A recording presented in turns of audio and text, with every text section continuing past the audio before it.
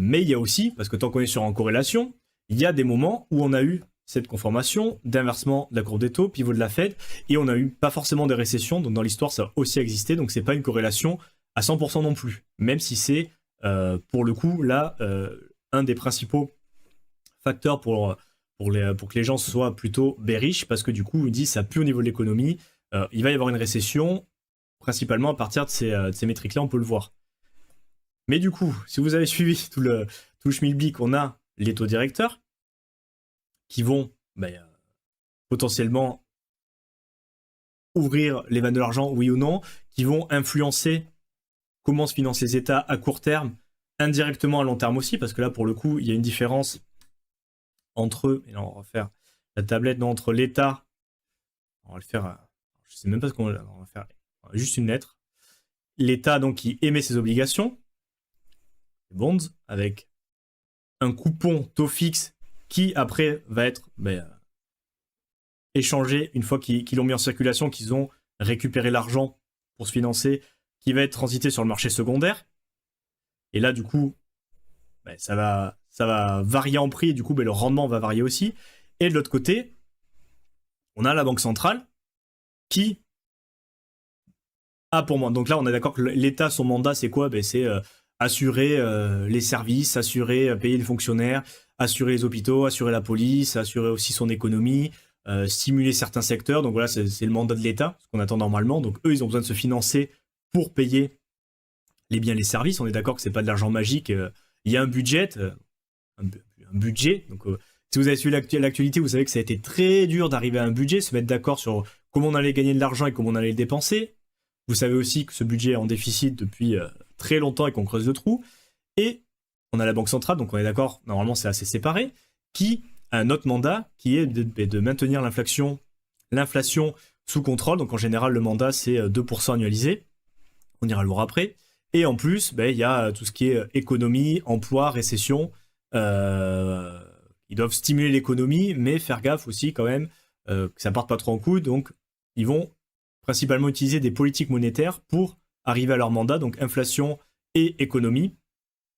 Et du coup, ces taux directeurs vont impacter directement l'État aussi, mais on est d'accord, c'est bien l'État qui émet ses obligations au travers du trésor public pour se financer, et la Banque centrale qui influence le taux à court terme, et indirectement à long terme, parce que quand ils émettent de l'argent au final sur 30 ans, ils font un premier calcul, mais après c'est le marché qui s'occupe de décider du rendement. Donc là, il y a bien cette séparation de l'État et de la Banque centrale, et du coup, ça nous amène au second point, parce que du coup, on parle des taux d'intérêt, donc qui sont bien gérés par la Banque centrale, et ce que ça pourrait impliquer, mais on n'a pas parlé encore du quantitative easing. Et on va le parler, donc j'ai pris pas mal de notes, et j'ai demandé à notre ami ChatGPT de nous le résumer.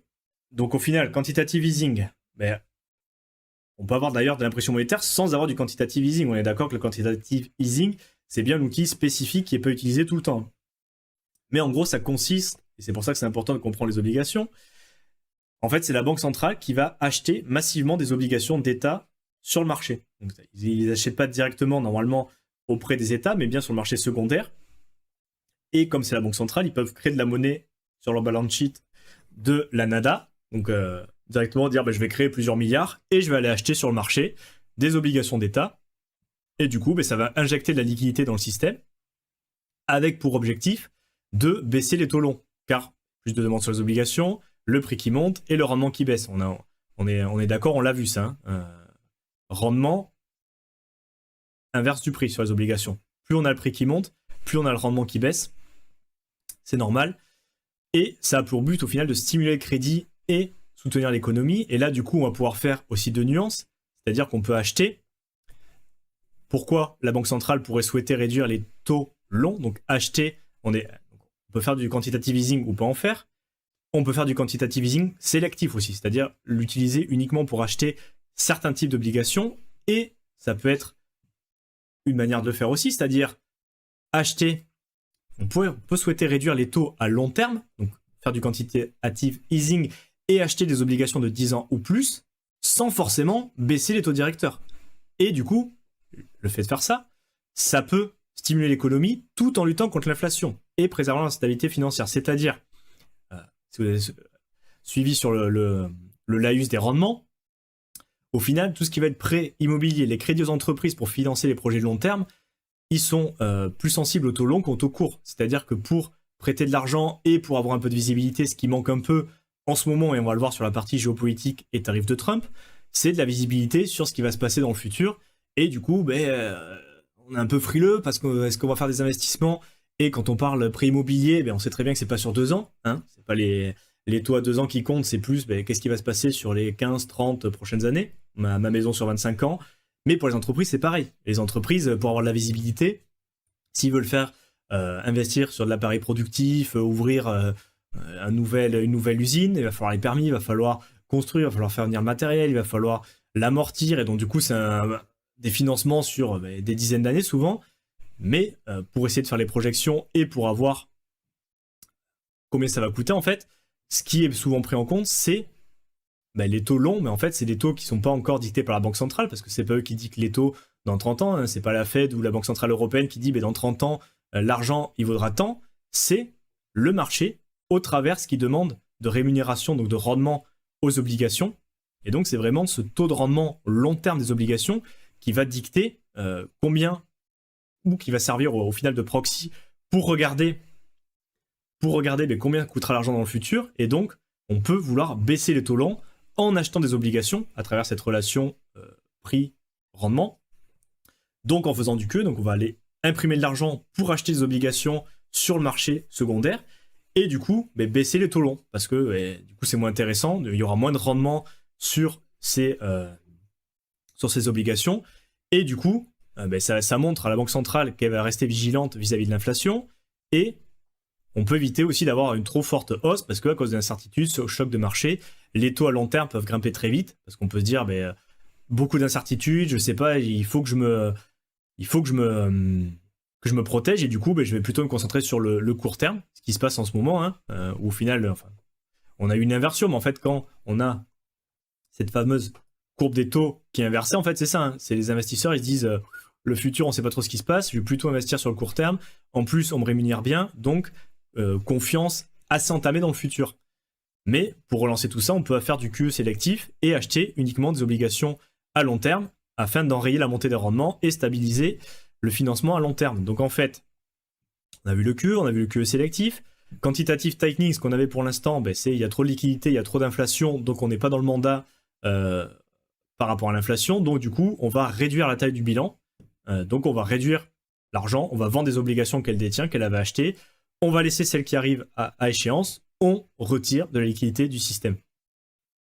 Et donc on a bien cette différence, donc quantitative easing, quantitative tightening, où on a les taux d'intérêt directeurs, donc court terme, hein, où là, la Fed, est-ce qu'on est à 4,5, est-ce qu'ils vont passer de 0,25 et on a les taux long terme, les taux de marché, mais qui ne sont pas dictés par la Fed. On est d'accord.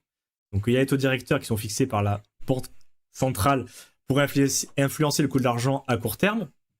On monte le taux directeur de 0,25 points, et c'est ce que tout le monde attend. Qu'est-ce que fait la Fed, le pivot de la Fed?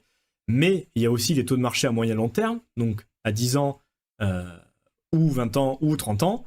Et c'est vraiment l'offre et la demande sur le marché obligataire. Donc c'est vraiment une fois que l'État les a mis en circulation un certain coupon, un certain taux, le rendement va évoluer. Et ça, c'est les taux de marché à moyen et long terme qui est un proxy pour connaître combien vaudra l'argent demain à 30 ans. Donc la Banque centrale influence évidemment ces taux avec sa politique monétaire s'il y a du QE, mais bon, il y a aussi le marché qui va décider de ce prix-là, quoi, et ce coût futur. C'est pas la Banque centrale qui va décider toute seule de combien seront les taux à moyen et long terme. Et donc ce qui m'amène à un autre point, et ça on n'en a pas entendu parler beaucoup parce qu'il y a beaucoup de confusion entre taux directeur et QE, c'est pas la même chose. Donc on peut faire du quantitative easing, c'est-à-dire imprimer de l'argent et amener des liquidités sans faire baisser les taux directeurs. Ce qui pour l'instant est quand même aussi probable parce qu'en général, on peut avoir une partie agir sur les taux long terme et pas sur les court terme. On peut avoir des taux directeurs court terme qui se maintiennent et du quantitative easing sur les obligations long terme pour injecter de la liquidité, stimuler l'économie, mais maintenir la stabilité quand même et l'inflation sous contrôle. Donc justement, si on a de l'inflation qui est élevée et que la Banque centrale ne veut pas baisser ses taux directeurs, il peut y avoir des tensions sur le marché obligataire, donc faute de liquidité, risque de crash obligataire, donc ça peut se gripper. Et en plus, dans le futur, très peu de visibilité, donc il faut quand même avoir cette balance-là. Et donc on peut avoir un QE ciblé où on va acheter uniquement ces obligations, et c'est pas les vannes n'importe comment, mais il y a bien, et j'espère que vous avez commencé à avoir cette différence, non, entre la Fed va baisser les taux, on va avoir un beau bull run, ou quand le quantitative tightening est fini, on va avoir du QE et ça va péter. En fait, on peut avoir et l'un et l'autre, on peut avoir et l'un ou l'autre, on peut avoir aucun des deux en fait. On peut avoir du quantitative tightening, des taux qui montent, des taux d'intérêt qui restent stables, mais du quantitative easing sur le long terme. Donc c'est pas aussi simple que ça. Non, c'est pas si la Fed baisse les taux, on a le bull run ou on part en récession, ou il peut se passer des choses d'un côté comme de l'autre qui vont faire pencher la balance d'un côté ou de l'autre. Et là, pour l'instant, la M2 qu'on voit, pour revenir à elle quand même, il y a des liquidités qui augmentent, donc il y a forcément au bilan des banques centrales, parce que rappelez-vous le calcul que vous avez dans le Pine Script, il y a des liquidités qui augmentent. Donc c'est-à-dire qu'il y a certaines banques centrales, alors il y en a qui font la distinction, alors si c'est pas les US ça vaut rien, si c'est la Chine, si c'est l'Asie-Pacifique, je sais pas, mais dans l'idée on a en ce moment des liquidités qui augmentent, donc il y a pas forcément du quantitative easing, parce que voilà, il y a encore cette partie-là, la banque centrale peut injecter des liquidités sans forcément acheter massivement des obligations, et le quantitative easing c'est vraiment un instrument spécifique, et c'est cette action-là de la banque centrale, mais elle peut aussi augmenter les liquidités sans forcément avoir recours au quantitative easing. Donc vous voyez que c'est pas non plus aussi simple que ça, et c'est pas soit la M2, soit les taux, soit le quantitative easing, c'est un peu tout en même temps. Et pour avoir de la vision là-dessus, donc là on a vu comment ça pourrait marcher dans la théorie, ce qui peut exister, inversion de la courbe des taux, quantitative easing, quantitative tightening, et comment se financent les États. Pour le coup, la courbe de rendement, c'est vraiment comme ça que ça marche. Mais sur le court terme, ce qui va se passer, et ce qu'on va voir maintenant, au niveau de l'inflation, au niveau des tarifs, de la géopolitique, ça peut bien évidemment influencer. Et celui qui va arriver à trouver une direction très claire et se dire ça y est, c'est fini, ça va jamais remonter, ou on est bullish, c'est sûr que c'est pas fini à 100%, mais c'est un peu Madame Irma, pour prendre l'expression de Yann Darwin, ou carrément le marabout, non, qui a la boule de cristal. Mais dans tous les cas, vous voyez que c'est pas aussi simple que ça. Et pour arriver à avec certitude à se dire à 100% c'est sûr qu'il va se passer ça, en regardant soit les taux d'intérêt, soit le quantitative easing, soit la M2, soit tout ensemble, franchement je suis un peu l'artiste, hein, parce que là pour l'instant il n'y a pas forcément de certitude à avoir, et on est même plutôt sur de la certitude. Alors je vais le montrer maintenant, comme ça. Donc c'était Martin qui disait j'ai aucune certitude. Regarde cette petite charte de Daryl Fago où on est en all-time low sur les personnels, donc les finances personnelles, donc comment les gens perçoivent les finances personnelles, ou comment voilà, qu'est-ce qui se perçoit au niveau des finances personnelles. Expectation, donc l'espérance des gens par rapport à leurs finances personnelles. Et là on parle au niveau macro, on est d'accord, je parle peut-être un peu vite, j'essaie de me calmer parce que ça me chiffonne tout ça, mais dans l'idée on a en ce moment au niveau macro, au niveau de comment les gens perçoivent leur argent, leurs finances, et en sortant de la crypto, hein, on est bien d'accord qu'on a dézoomé pas mal par rapport à tout ça, on est à un plus bas historique par rapport à ce que les gens attendent de leur argent. Donc au final, la dynamique de marché, où c'est qu'on va, qu'est-ce qui se passe dans le monde, on va voir un peu l'actualité sans non plus rentrer trop dans le détail, mais on est à un plus bas historique en termes d'incertitude. Est-ce que les gens attendent de leur argent, est-ce qu'il va se faire arriver dans le futur? Voilà, regardez, ça c'est bar chart, donc c'est un chart de Bloomberg fait par l'université du Michigan, pour avoir nos petites sources, qui nous dit que en gros on est un plus bas historique sur l'espérance de ce qui va nous arriver au niveau finances personnelles. Donc, tu n'es pas tout seul, Martin, et je dirais même que c'est normal en fait.